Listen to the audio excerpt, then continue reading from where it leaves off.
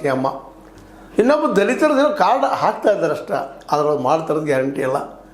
ಯಾಕೆ ಅವ್ರಿಗೆ ದಲಿತರಿಗಿಂತ ಹೆಚ್ಚು ಆಪ್ತರು ಡಿ ಕೆ ಶಿ ಅವರಿದ್ದಾರೆ. ಇವ್ರಿಗೆ ಮೈಸೂರವರು, ಆ ಭಾಗದವರು, ಅಲ್ಲೇ ಸಮೀಪದವರು, ಇವರು ಮಾಡಿಕೊಡ್ತಾ ಇಲ್ಲ. ಇನ್ನು ದಲಿತರನ್ನು ಮಾಡಿಕೊಡ್ತಾರೆ ಈ ಸಿದ್ದರಾಮಯ್ಯನವರು ಇಲ್ಲ.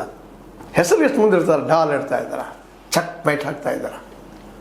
ಹೀಗಾಗಿ ಅವರ ತಿಕ್ಕಾಟದಿಂದ ಏನಾದರೂ ಪಕ್ಷ ಒಡೆದ್ರೆ ಖಚಿತವಾಗಿಯೂ ನಮ್ಮ ಯಡಿಯೂರಪ್ಪನವರು 2028ರಲ್ಲೇ ನಮ್ಮ ವಿಜಯೇಂದ್ರ ಅವರನ್ನು ಈ ರಾಜ್ಯದ ಮುಖ್ಯಮಂತ್ರಿ ಮಾಡೋದ್ರಲ್ಲಿ ಯಾವ ಸಂಶಯನೂ ಇಲ್ಲ. ಯಾಕಂದರೆ ದಿನಕ್ಕೆ ಬಲಿಷ್ಠ ಆಗ್ತಾ ಇದ್ದಾರೆ ಯಡಿಯೂರಪ್ಪನವರು. ಈ ಕಾರಣಕ್ಕಾಗಿ ಅದೆಲ್ಲ ತ್ರಿನೇತ್ರ ಇಟ್ಟಿದ್ದಾರೆ, ಮೂರು ಇಟ್ಟಿದ್ದಾರೆ, ಕಂಟ್ರೋಲ್ ಮಾಡ್ತಾರೆ ಇನ್ನಿಬ್ಬರು, ಹಾಗೆ ಈಗ ನಾವೆಲ್ಲ ಮಾತಾಡ್ತಾ ಇರ್ತೀವಿ. ಏನೋ ಹೈಕಮಾಂಡ್ ಮಾಡ್ಯದ. ಆದರೆ ಛಲವಾದಿಯವರು ಗುಲ್ಬರ್ಗ, ಅದರಲ್ಲೂ ಖರ್ಗೆ ಅವರು ವಿರೋಧಿ ಅನ್ನೋ ಕಾರಣಕ್ಕಾಗಿ ಒಂದಷ್ಟು ಅವಕಾಶಗಳು ಕೊಟ್ಟಿದ್ದಾರೆ. ಜೊತೆಗೆ ದಲಿತ ಸಮುದಾಯವನ್ನು ತಮ್ಮೊಂದಿಗೆ ಸೆಳೆಯುವಂಥದ್ದು ಏನೋ ಒಂದು ಪ್ರಯತ್ನ ಮಾಡ್ತಾಯಿದ್ದಾರೆ ಬಿ ಜೆ ಪಿಗರು.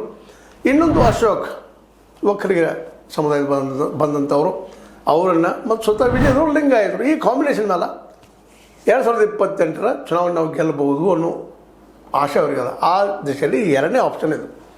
ಛಲವಾದಿ ಅವ್ರಿಗೆ ಕೊಟ್ಟಿದ್ದು ಮೇನ್ ಉದ್ದೇಶ ಅದ. ಮತ್ತು ಛಲವಾದಿ ಅವರಂತೂ ಒಳ್ಳೆ ಮಾತುಗಾರಿದ್ದಾರೆ, ಕ್ಯಾಶಿಂಗ್ ನೇಚರ್ ಅದ, ಯಾವುದನ್ನು ಮುಲಾಜಿಲ್ದ ಮಾತಾಡೋಂಥವ್ರಿದ್ದಾರೆ. ಮತ್ತು ಅವರು ಯಡಿಯೂರಪ್ಪನವ್ರಿಗೆ ಹಾರು ಆಗೋದಿಲ್ಲ. ಇದು ಭಾಳ ಗಮನಿಸ್ಬೇಕಾಗಿದೆ. ವಿಜಯೇಂದ್ರ ಅವರ ಮಾತನ್ನಾಗಲಿ ಅದು ಯಡಿಯೂರಪ್ಪನ ಮಾತನ್ನಾಗಲಿ ಕಿತ್ತಾಕ್ಲಿಕ್ಕೆ ಸಾಧ್ಯ ಇಲ್ಲ. ಇನ್ನು ಎರಡನೇದವರು ಅಶೋಕ್ ಅವರಂತೂ ಅತ್ಯಂತ ಮನೆ ಆಪ್ತಿದ್ದಂಗೆ ನಮ್ಮ ಯಡಿಯೂರಪ್ಪನವ್ರಿಗೆ.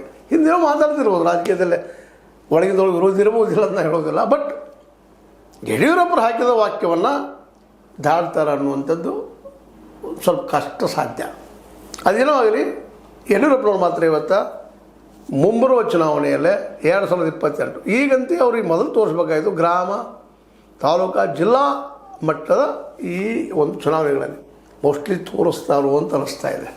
ಯಾಕಂದರೆ ಕಾಂಗ್ರೆಸ್ನಲ್ಲಿ ಮೊದಲಿನ ಒಂದು ಒಗ್ಗಟ್ಟು ಇವತ್ತು ಉಳಿತಾ ಇಲ್ಲ ಅನ್ನುವಂಥದ್ದು ಅಷ್ಟ ಕಣ್ಣಿಗೆ ಕಾಣುವ ಸತ್ಯವಾಗಿರುತ್ತೆ.